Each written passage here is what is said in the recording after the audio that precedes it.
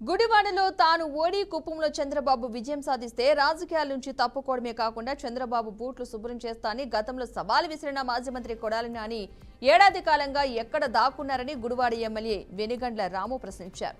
నాని గుడివాడ ప్రజలకు వెన్నుపోటు పొడిచారని దానికి ఆయన సమాధానం చెప్పాలని నిలదీశారు. మంత్రిగా ఉన్న సమయంలో నాని అధికారాన్ని దుర్వినియోగం చేసి అవినీతి ద్వారా భారీగా సొమ్ము కూడబెట్టుకున్నారని ఎమ్మెల్యే రాము ఆరోపించారు. చేసిన తప్పులకు సిగ్గుపడి పశ్చాత్తాపం చెందాల్సింది పోయి ఇంకా నీచ రాజకీయాలకు పాల్పడుతున్నారని మండిపడ్డారు.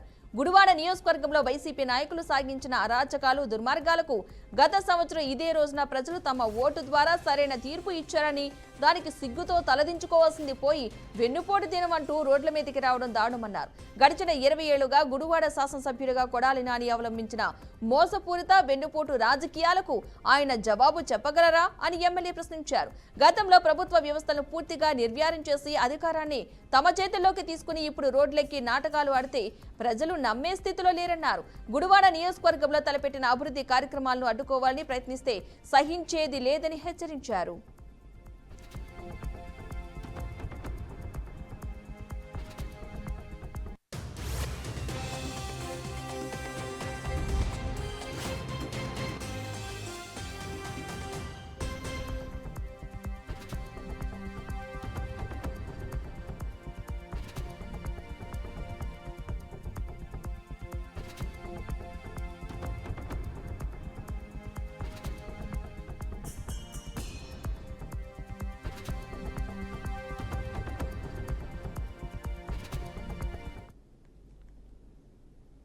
నంద్యాల జిల్లా శ్రీశైలం దేవస్థానంలో ఉద్యోగులకు స్థానిక అంతర్గత బదిలీలు భారీగా జరిగాయి. ఏఈఓ స్థాయి నుండి కాంట్రాక్టు ఒప్పంద ఉద్యోగి వరకు 95 మందిని బదిలీ చేశారు. ప్రభుత్వం ఏర్పడిన తర్వాత రెండవసారి దేవస్థానంలో భారీగా అంతర్గత బదిలీలు చేశారు. ఈఓ శ్రీనివాసరావు పరిపాలన సౌలభ్యం కోసం అంతర్గత బదిలీ చేసినట్లు ఉత్తర్వులు జారీ చేశారు.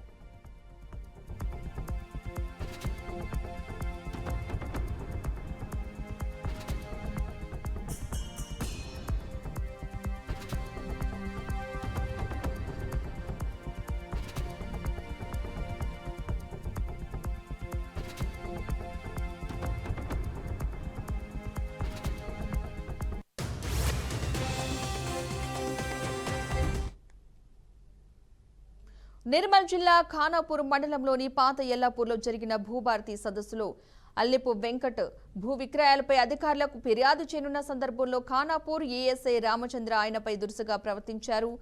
ఆయన మెడపై చేయి వేసి వృద్ధుడని కూడా చూడకుండా క్రూరంగా అయితే నెట్టివేయడం జరిగింది. సంబంధిత అధికారిని తప్పు చేశాడని చెప్పకుండా ఆయనను కాపాడేందుకు తహసీల్దార్తో పాటు ఒక హోంగార్డ్, పంచాయతీ సెక్రటరీ కలిసి అదే రైతుపైనే అసత్య ఆరోపణలు చేయడం తప్పని పలువురైతే అభిప్రాయపడ్డారు.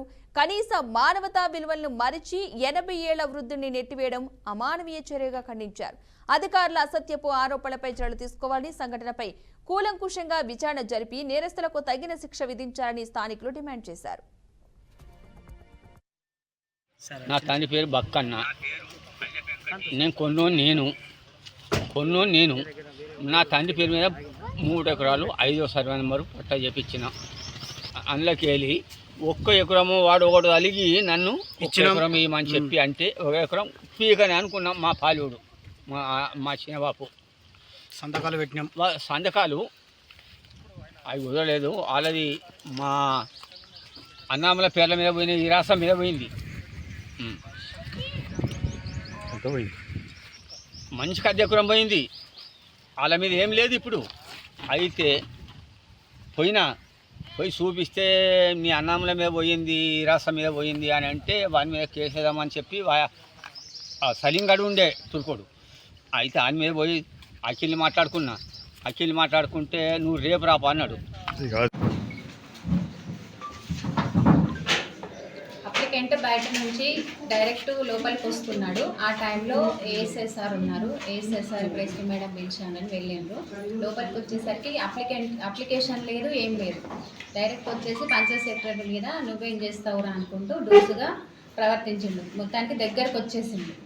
తర్వాత పోలీస్ ఏఎస్ఐసార్ వచ్చేసరికి నువ్వేం పని చేస్తామని ర్యాష్ మాటలు అనేసరికి అతను కొంచెం నెట్టేయడం జరిగింది. అంతేగాని అతను మొత్తానికైతే అప్లికెంట్ కాదు, అప్లికేషన్ ఏమి ఇవ్వలేదు. పంచాయత్ సెక్రటరీ పైన కానీ ఇక్కడ ఉన్న అధికారుల పైన కానీ దురుసుగా ప్రవర్తించడం జరిగింది. దాంతో ఏఎస్ఐ గారికి అతను నాకోమని చెప్పగా అంటే అతని పైన కూడా దురుసుగా మాట్లాడడంతో అతను బయటకు పంపించడం జరిగింది. బయటకు తీసుకొచ్చిన తర్వాత ఆ యూనిఫామ్ వేసుకుని పోలీస్ యూనిఫామ్ వేసుకున్న లంజోడు లేడీ నన్ను దుబ్బగచ్చినోడు అని చెప్పేసి ఏసీ గారు కూడా నాకు మాటలు తిట్టడం జరిగింది. అతని చేతిలో ఎలాంటి అప్లికేషన్ లేదు, ప్లస్ మద్యం దాని కూడా ఉన్నాడు. ఆయన దృష్టిలో ప్రవర్తించిందనే ఏసీ గారు బయటకు తోసుకొస్తుంటే ఆయన ఆపోజిట్ చేసిండు. అది కొంచెం ఎక్కువ చేసినట్టు పబ్లిక్ కనిపిస్తుంది. నిజానికి అది కాదు. ఆయన గొడవ చేయొద్దన్న ఉద్దేశంతోనే సార్ బయటకు తీసుకురావడం జరిగింది. 18 ఏళ్ల నిరీక్షణ తర్వాత ఐపీఎల్ కప్పు నెగ్గిన రాయల్ ఛాలెంజర్స్ బెంగళూరు జట్టు విజయోత్సవ వేళ పెను విషాదం చోటు చేసుకుంది. తమ ఆరాధ్య క్రికెటర్లను చూసేందుకు పెద్ద ఎత్తున అభిమానులు రావడంతో తొక్కిసలాట జరిగి 11 మంది మృతి చెందారు. ఈ ఘటనపై పలువురు ప్రముఖులు తీవ్ర దిగ్భ్రాంతి వ్యక్తం చేస్తున్నారు. ప్రముఖ నటుడు కమల్ హాసన్, క్రికెట్ దిగ్గజం సచిన్ టెండూల్కర్ తదితరులు సామాజిక మాధ్యమాల్లో విచారం వ్యక్తం చేశారు. బెంగళూరులో చోటు చేసుకున్న ఈ విషాదం హృదయ విదారకరం. ఈ క్లిష్ట సమయంలో బాధిత కుటుంబాలకు నా ప్రగాఢ సానుభూతి తెలియజేస్తున్నా. క్షతగాత్రులు త్వరగా కోలుకోవాలని ప్రార్థిస్తున్నా. బాధిత కుటుంబాలకు సంతాపం తెలియజేస్తున్నా. ఈ విచార సమయంలో భగవంతుడు వారికి మనోధైర్యం ఇవ్వాలని కోరుతున్నా అంటూ సచిన్ టెండూల్కర్ ఈ విషాదంపై దిగ్భ్రాంతి వ్యక్తం చేస్తూ ఆర్సీబీ విడుదల చేసిన ప్రకటనను నటి కోహ్లీ సతీమణి అనుష్క శర్మ షేర్ చేస్తూ హృదయం మొక్కలైంది అని రాసుకొచ్చారు.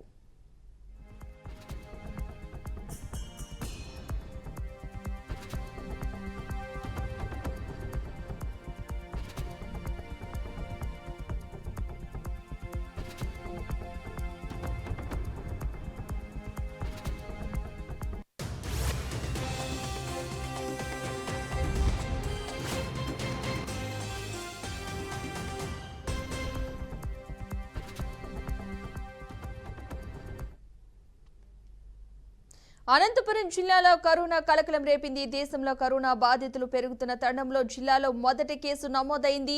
అనంతపురం నగరంలోని పాతూరుకి చెందిన ఓ గర్భిణి బుధవారం జ్వరం, జలుబు, దగ్గు లక్షణాలతో ప్రభుత్వ సర్వజన వైద్యశాలకు చికిత్స నిమిత్తం వెళ్లారు. వైద్యులు అనుమానంతో కోవిడ్ ర్యాపిడ్ టెస్ట్ నిర్వహించగా కోవిడ్ లక్షణాలు ఉన్నాయని తేలింది. దీంతో సదరు మహిళను ఆసుపత్రిలో వైద్యం తీసుకోవాలని సూచించగా ఆమె నిరాకరించి హోమ్ ఐసోలేషన్లో ఉంటా అని వైద్యులతో వెల్లడించినట్లుగా వారు తెలిపారు. కోవిడ్ కేసు నమోదు కావడంతో ప్రజలు అప్రమత్తంగా ఉండాలి. ఈ సందర్భంగా వైద్య ఆరోగ్య శాఖ వర్గాలు హెచ్చరించాయి.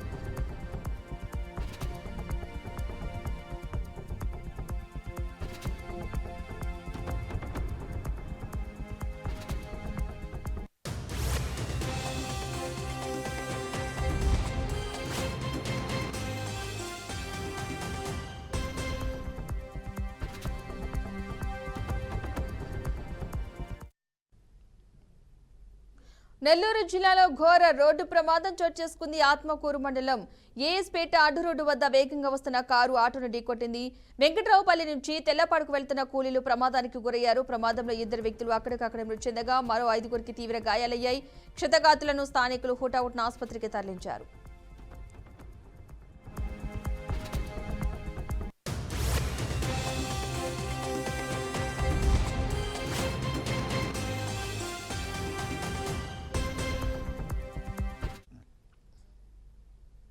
తిరుపతి జిల్లా కేంద్రంలోని గంగమ్మ వీధిలో జనసేన పార్టీ నాయకులు ఘనంగా సంబరాలు జరుపుకున్నారు.